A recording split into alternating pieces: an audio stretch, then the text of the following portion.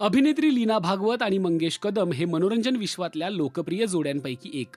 गेली अनेक वर्ष वेगवेगळे सिनेमे, मालिका आणि मुख्यतः नाटकांमधून ही जोडी प्रेक्षकांच्या भेटीला येते. नाटकांमध्ये गेली अनेक वर्ष दोघं काम करतायत.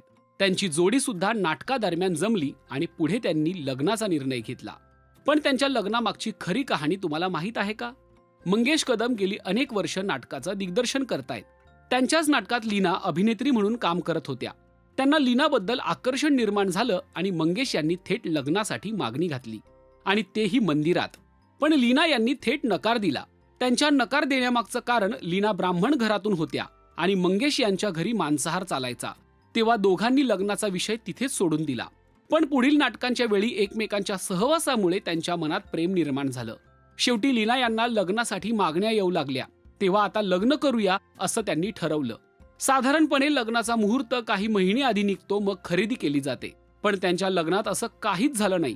लीना त्यावेळी एका लग्नाची दुसरी गोष्ट ही मालिका करत होत्या आणि मंगेश सुद्धा नाटक करत होते. तेव्हा शूटिंगला कधी सुट्टी आहे त्या दिवशी आपण लग्न करू इतकं पटकन आणि सहजपणे त्यांचं ठरलं. तेव्हा 2 दिवसात मंगेश यांनी दागिने, कपडे सगळं काही खरेदी केलं. शूटिंगला 1 दिवस सुट्टी असताना त्यांनी विधिवत लग्न केलं. मालिकेतल्या सहकलाकारांना किंवा इंडस्ट्रीमधल्या इतर कलाकारांना सुद्धा या लग्नाबद्दल काहीच कल्पना नव्हती. फक्त ज्येष्ठ अभिनेत्री शुभांगी गोखले यांना हे माहीत होतं असा खुलासा दोघांनी दूरदर्शन सह्याद्रीच्या मुलाखतीत केला.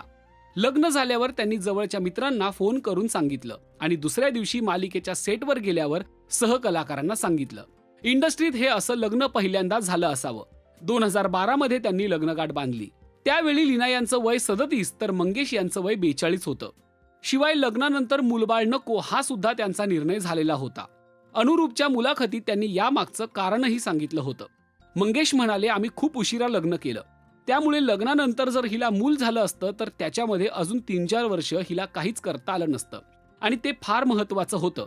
आणि म्हणून ठरवलं की कशासाठी, तू आणि मी आनंदासाठी एकत्र आलो आहोत. मग तुझा आनंद कशात आहे ते तू कर ना.